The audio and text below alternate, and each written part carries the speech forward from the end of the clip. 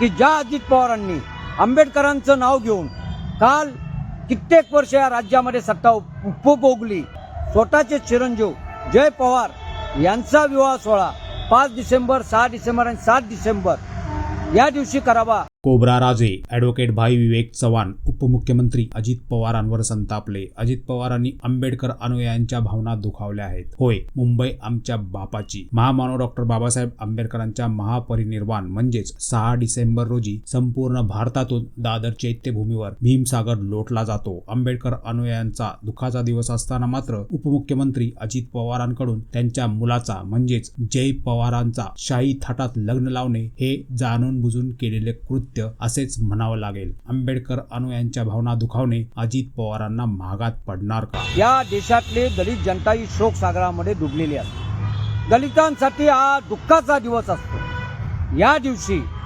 अजित पवारांनी आपले चिरंजीव जय पवार यांचा विवाह सोहळा आयोजित करावा की ज्या अजित पवारांनी आंबेडकरांचं नाव घेऊन काल कित्येक वर्ष या राज्यामध्ये सत्ता उपभोगली, आजही ते सत्ता उपभोगत आहेत आणि उद्याही आंबेडकरांचं नाव घेऊन सत्ता उपभोगण्याची आणि सत्ता मिळवण्याचं स्वप्न अजित पवार बघत आहेत। त्या अजित पवारांनी स्वतःचे चिरंजीव जय पवार यांचा विवाह सोहळा 5 डिसेंबर, 6 डिसेंबर आणि 7 डिसेंबर या दिवशी करावा ही सर्वात खेदजनक बाब आहे,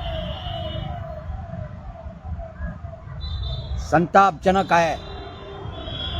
दलितांनी याचा विचार करावा। जय भीम।